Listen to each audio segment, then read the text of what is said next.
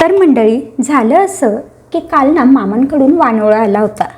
त्यामध्ये होते केळी. बरं, आता हे जे केळी होते तर एवढ्या कच्च्या केळींचं करायचं काय प्रश्न पडला. आणि काल माझा उपवासही होता, म्हणून म्हटलं चला ह्या केळींचे आपण चिप्स बनवूया, पण वेगवेगळ्या फ्लेवरमध्ये. मग त्यासाठी सगळ्यात आधी तर ह्या केळी धुवून घेतल्या. स्वच्छ धुवून घेतल्यानंतर पुसून घेतल्या आणि याचं साल काढून घेतलं. तर ह्या बऱ्यापैकी कच्च्या असल्यामुळे हे साल ना असं सुरीनेच काढून घ्यावं लागलं. नाहीतर बऱ्याचदा साल काढताना मधून एक कट दिला की बोटाने आपल्याला ते साल वेगळं करता येतं. पण ह्या केळींना अशा पद्धतीने सुरीने साल काढून घ्यावं लागलं. आता साल काढून झाल्यावरती व्यवस्थित ह्याचं साल काढून घ्यायचं आणि त्यानंतर हवं तर आपण हे पाण्यातही ठेवू शकतो, जर आपल्याला खूप जास्त प्रमाणामध्ये हे केळीचे चिप्स बनवायचे असतील तर. पण मी इथे लगेचच चिप्स बनवायला घेणार होते. तर आता हे पहा, हे एक केळी मी असं सोलून घेतलं, म्हणजे त्याचं साल काढून घेतलं आणि आता याचे चिप्स बनवून घेते. तर चिप्स बनवण्यासाठी सगळ्यात आधी कढईमध्ये तेल गरम करायला ठेवलं. बऱ्यापैकी जास्त क्वांटिटीमध्ये तेल घ्यायचं आणि हो, तेल गरम होतं आहे तोपर्यंत इकडे आपल्याला मीठ आणि पाणी एकत्र करायचं. म्हणजे साधारण अर्धी वाटी पाणी असेल तर त्याच्यात 1 चमचा मीठ घालायचं आणि हे पाणी आपल्याला पुढे हे चिप्स बनवण्यासाठी वापरायचं आहे. चला, इकडे आपलं तेल कडकडीत गरम झालेलं आहे. यामध्ये मी लगेचच चिप्स अशा पद्धतीने टाकून घेतलेत. जे आपले वेफर्सची किंवा चिप्स बनवायची जी किसणी असते त्याच्याने हवे तर गोल करू शकतो किंवा असे उभेही करू शकतो. तर मी पहिली जी बॅच आहे ती अशा पद्धतीने लांबचे चिप्स असतात त्याची बनवली.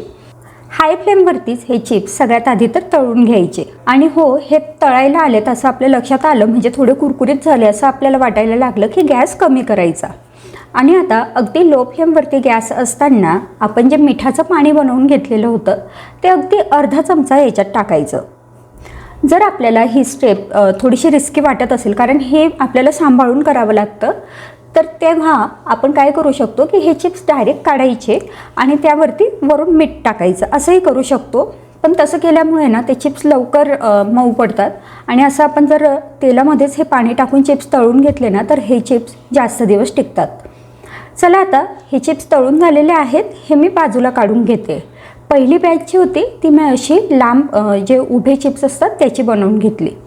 आता दुसरी बॅच तळायला घेते, तर त्यासाठी मी गोल चिप्स बनवून घेतले, कारण हे थोडेसे जास्त सोपे वाटले.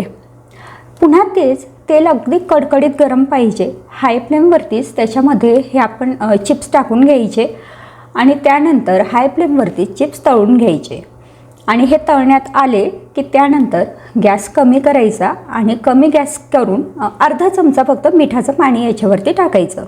आणि मिठाचं पाणी टाकल्यानंतर हे पाणी थोडंसं बाहेर उडतं, म्हणजे तेल थोडंसं बाहेर उडतं आणि ह्याचे जे बुडबुडे असतात ते कमी होतील इथपर्यंत तळून घ्यायचे, म्हणजे आपले चिप्स अगदी व्यवस्थित तळले जातात.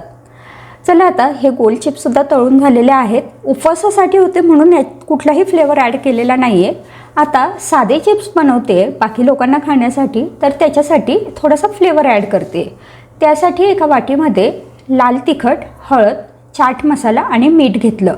आपल्या अंदाजाने आपण तिखट आणि चाट मसाल्याची क्वांटिटी कमी जास्त करू शकतो. आता मसाला तयार झालेला आहे, चिप्ससुद्धा तळून झालेत. आता ह्यावेळी मी चिप्समध्ये तळताना ते मिठाचं पाणी टाकलं नव्हतं.